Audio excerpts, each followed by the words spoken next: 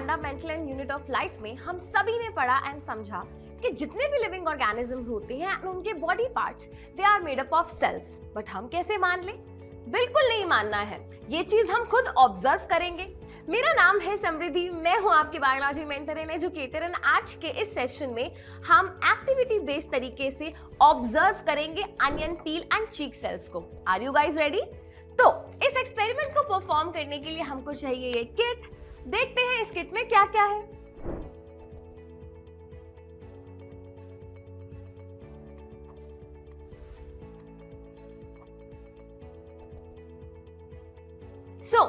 इस एक्सपेरिमेंट को हम परफॉर्म करने वाले हैं दो पार्ट्स में। इन द फर्स्ट पार्ट हम ऑब्जर्व करेंगे अनियन पील के सेल्स को and in the second part हम ऑब्जर्व करेंगे हमारे ह्यूमन चीक सेल्स को।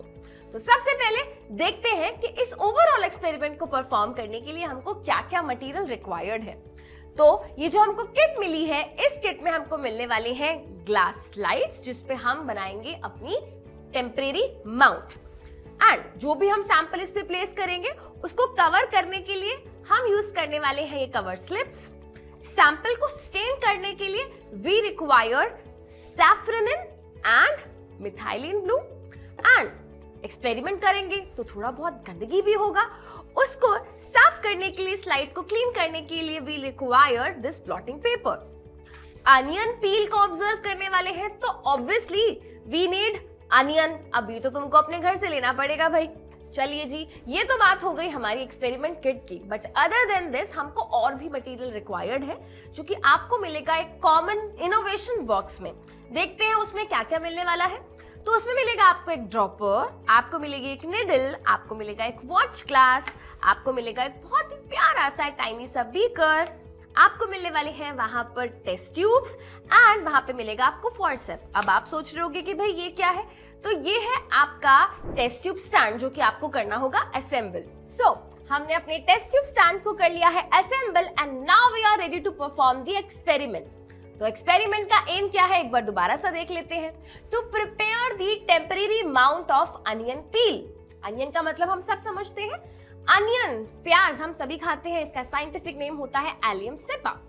तड़के में बड़ा यूज होता है बट आज हम इसको कुकिंग में नहीं, आज हम अपने बायोलॉजी के एक्सपेरिमेंट में यूज कर रहे हैं। तो एज यू कैन सी मैंने यहाँ पे अनियन के कुछ पीसेस कर लिए हैं, बहुत ज्यादा छोटे पीसेस भी नहीं करने हैं।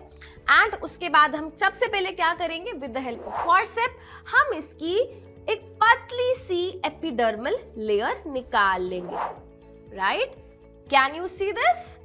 Very nice. तो बेटा ये जो पतली सी बहुत ही थिन लेयर हमने ली है as a sample and while making sample या स्लाइड आपको मेक श्योर करना है कि आपका सैंपल ड्राई ना हो।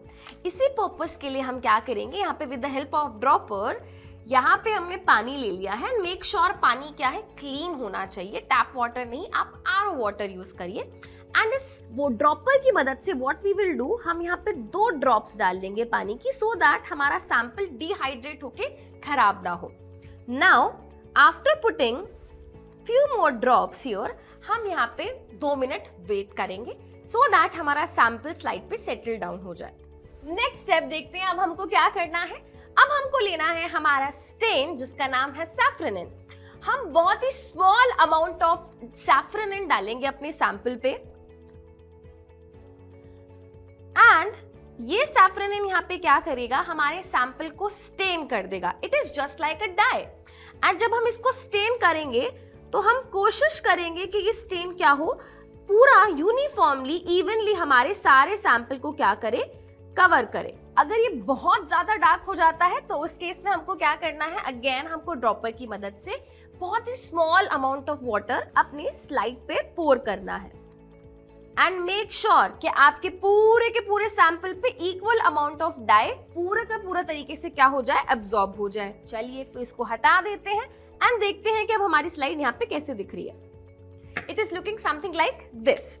अब हमको क्या करना है भाई, जो भी एक्स्ट्रा स्टेन है, पानी है, उसको साइड कर देंगे with the help of this watch glass. इस पे हम हटा देंगे एंड हमको अब क्या करना है बेटा, नेक्स्ट स्टेप हमारा ये है कि हमको इस सैंपल को करना है cover with the help of cover slip. तो नाउ ये जो छोटी सी आपको कवर स्लिप दिख रही है, द स्क्वायर शेप ग्लास, हम इसकी मदद से क्या करेंगे, अपनी स्लाइड का ये जो सैंपल है हम इसको कवर करेंगे।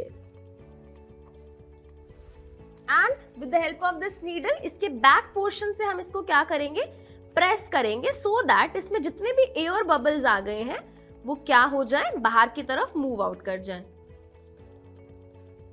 Now our slide is prepared, but जो भी एक्स्ट्रा वाटर या स्टेन्स हैं उनको हम क्या कर सकते हैं, इस ब्लॉटिंग पेपर की मदद से हम क्लीन कर सकते हैं। एंड अब ये सब एक्स्ट्रा निकल गया, अब हम क्या कर सकते हैं बेटा, यहां पे हम कटर या फॉरसेप की मदद से जो भी एक्स्ट्रा है we will remove all that.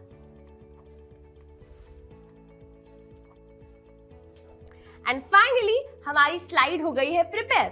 अब हम क्या करेंगे, हम इस स्लाइड को ऑब्जर्व करेंगे अंडर द माइक्रोस्कोप। अब आप सोच रहे होंगे मैम माइक्रोस्कोप कहां से लाएं, तो ये माइक्रोस्कोप आपको मिलेगा आपके स्कूल साइंस लैब में। आप अपने टीचर से कंसल्ट करिए and they will help you in this process. So ये रही हमारी स्लाइड एंड ये रहा हमारा कंपाउंड माइक्रोस्कोप। तो सबसे पहले हम क्या करेंगे, हमारी इस स्लाइड को हम माइक्रोस्कोप पे प्लेस करेंगे एंड लॉक कर देंगे with the help of these clips. And अब हम यूज करेंगे इस माइक्रोस्कोप को। डू यू नो माइक्रोस्कोप्स भी बहुत अलग अलग तरीके के होते हैं। The one which we are using here and जो आपको अपनी स्कूल की लैब में मिलेगा उसको हम बोलते हैं कंपाउंड माइक्रोस्कोप। इसमें यहाँ पे लाइट को पूरा फोकस करने के लिए यूज होता है यहाँ पे मिरर, एंड जहां पे हमने सैंपल प्लेस किया है यहाँ पे यूज होता है लेंस जो कि हमारे सैंपल को मैग्नीफाई करेगा। एंड विद दिस पार्ट जहां से हम अपने सैंपल को ऑब्जर्व करने वाले हैं, इसके अंदर भी एक लेंस है, इसको हम बोलते हैं आई पीस। तो ऑब्जर्व करते हैं हमारी स्लाइड को, देखते हैं कैसी बनी है।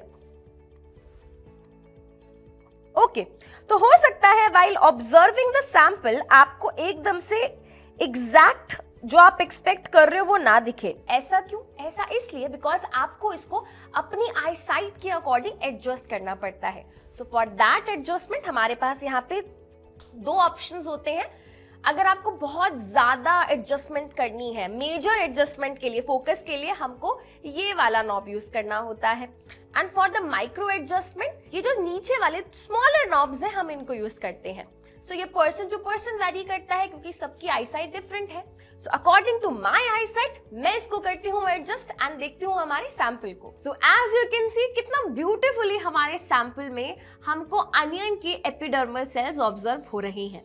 आप में से बहुत सारे बच्चे सोच रहे होंगे कि एपिडर्मल सेल्स का क्या मतलब है।